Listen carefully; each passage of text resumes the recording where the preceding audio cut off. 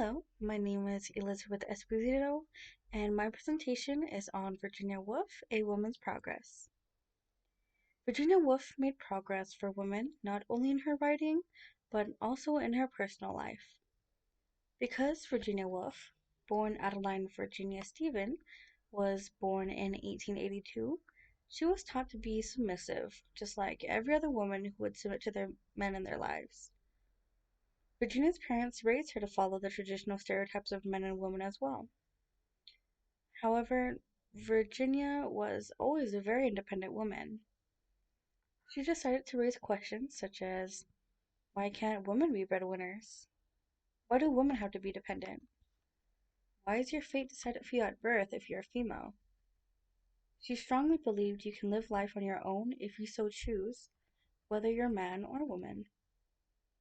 Even when she met her husband, Leonard Woolf, who was another creator in the Bloomsbury Group, she still lived her independent lifestyle. Virginia, Leonard, and the other members of the group wanted to push the boundaries of modernism.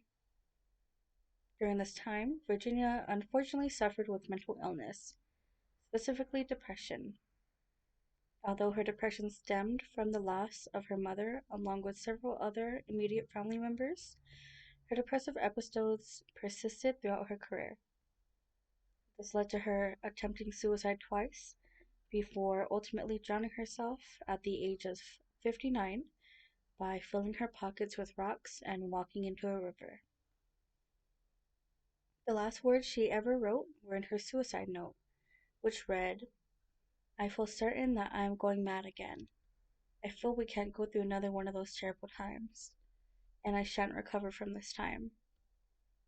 Even though her passing was sudden and unexpected, she was able to leave behind many beautiful pieces that are still known and loved to this day. One of her novels, Mrs. Dalloway, is about a woman named Clarissa who questions her life with her husband. Right off the bat, this novel includes those modernism ideas Virginia Woolf had that plays a role in women's progress. During the time Virginia wrote this and when the novel took place, which is right after World War One, women's roles were very traditional and women were taught to think like their husbands and not question them. However, in Mrs. Dalloway, Clarissa questions if she would do her life over again and if her husband truly makes her happy. She also feels as though she has an attraction to women. She reminisces on an old friend named Sally, who was beautiful and had the ability to say or do as she pleased. Sally was a very charming and powerful woman.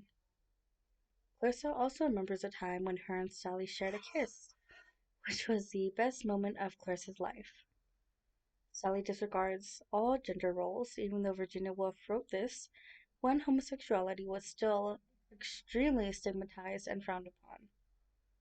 Another novel of Virginia Woolf's that includes non-traditional gender roles and societal norms is called Orlando. Orlando is about a man who undergoes a transition to become a woman. This example, along with the gender roles of Miss Dalloway, proves Virginia Woolf doesn't let her writing be limited to any gender or sexual orientation, which was and still can be seen as an extremely progressive way of thinking.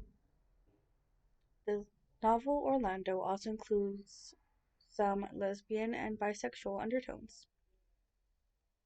As a young man before Orlando's transition, he is Queen Elizabeth's lover. Queen Elizabeth decided to bring him to her court once she sees he's a young and innocent man, but becomes furious when she sees Orlando kissing a young girl. Orlando proceeds to spend some time having his way with many different women before going back to Queen Elizabeth's court. By now, Queen Elizabeth has died, and King James I has taken over the throne. He then continues to date many pretty and wealthy women before becoming engaged. However, Orlando sees a beautiful person who he instantly falls in love with. He couldn't tell whether this person was male or female, but he did know that he was very attracted to this person. This detail also relates directly to women's progress, given the fact women don't have to look a certain way to be attractive.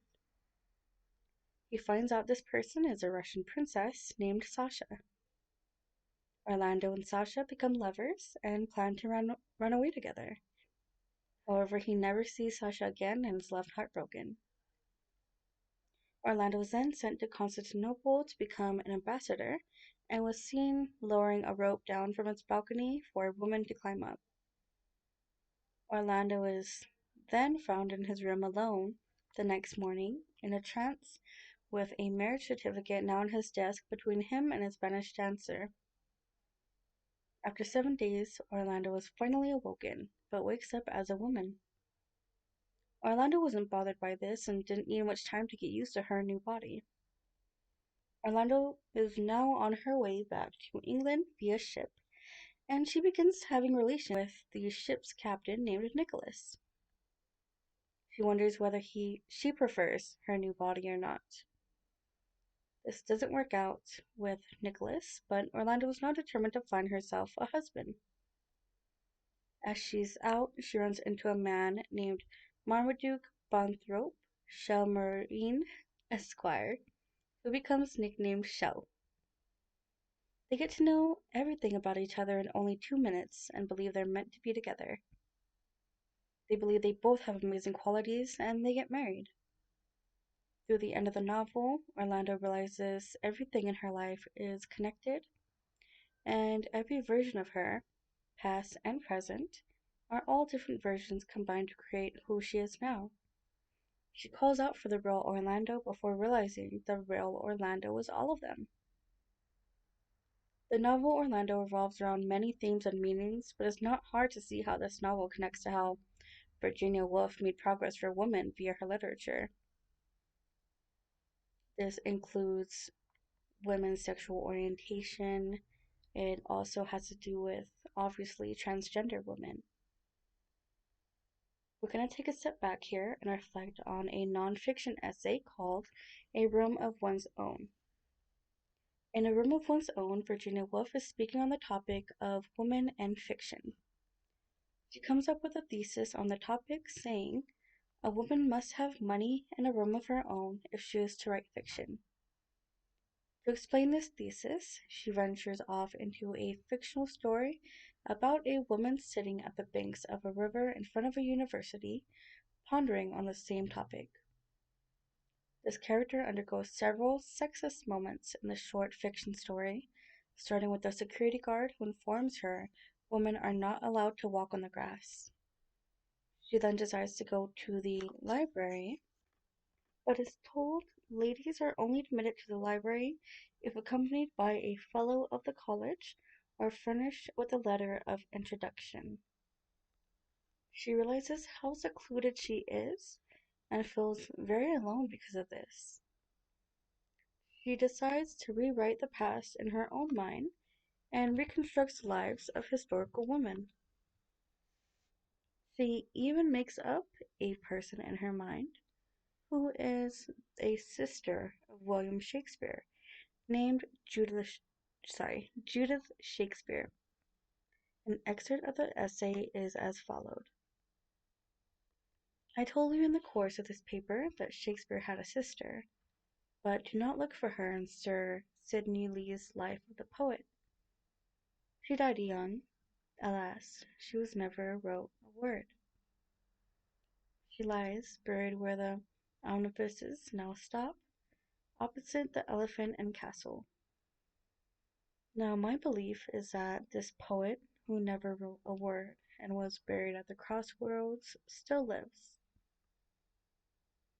She lives in you and in me, and in many other women who are not here tonight, for they are washing up the dishes and putting the children to bed. But she lives. For great poets do not die. They are continuing presences. They need only the opportunity to walk among us in the flesh. This opportunity, as I think, it is now coming within your power to give her. For my belief is that if we live another century or so, I'm talking of the common life, which is the real life, and not of the little separate lives which we live as individuals.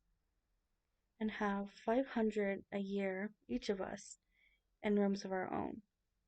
If we have the habit of freedom and the courage to write exactly what we think, if we escape a little from the common sitting room and see human beings not always in their relation to each other, but in relation to reality and the sky, too, and the trees, or whatever it may be in themselves.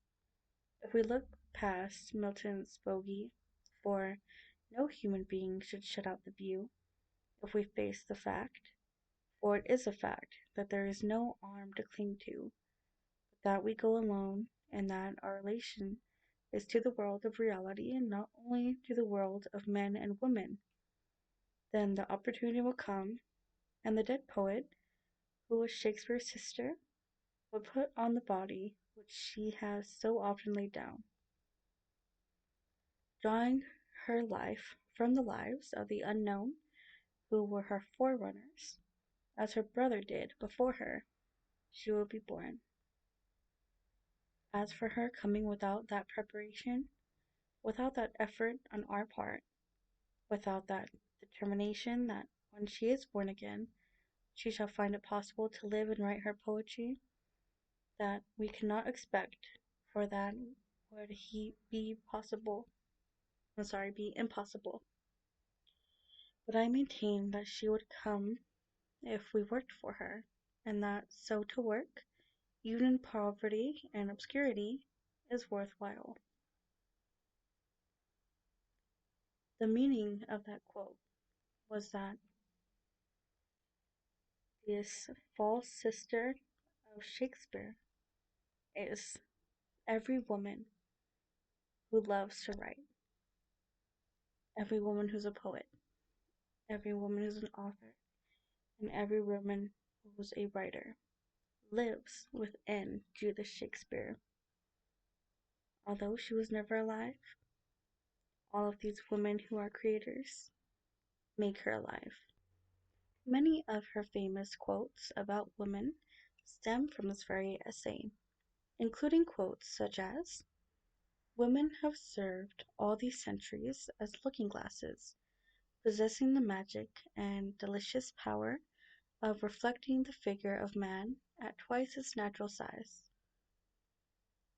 Another one of her famous quotes from this essay is, "When, however, one reads of a witch being ducked, of a woman possessed by devils, of a wise woman selling herbs, or even of a very remarkable man who had a mother, then I think we're on the track of a lost novelist, a suppressed poet, of some mute and inglorious Jane Austen, some Emily Bronte who dashed her brains out on the moor, mopped and mowed about the highways, crazed with the torture that her gift had put her to.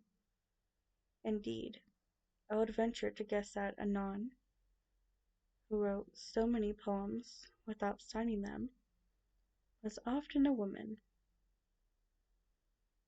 In this quote, Virginia is explaining how many anonymous stories could have and most likely were written by women, seeing as though in those days women weren't meant to be writers or authors.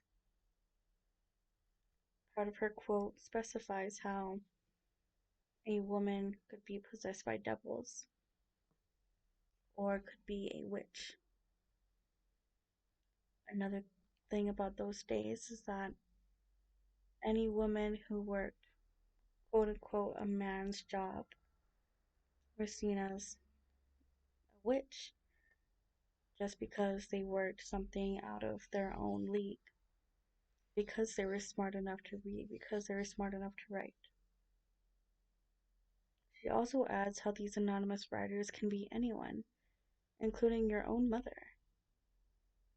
One of her most powerful quotes is, "As a woman, I have no country. As a woman, my country is the whole world." Thank you so much for listening, and I really hope you guys enjoyed my presentation.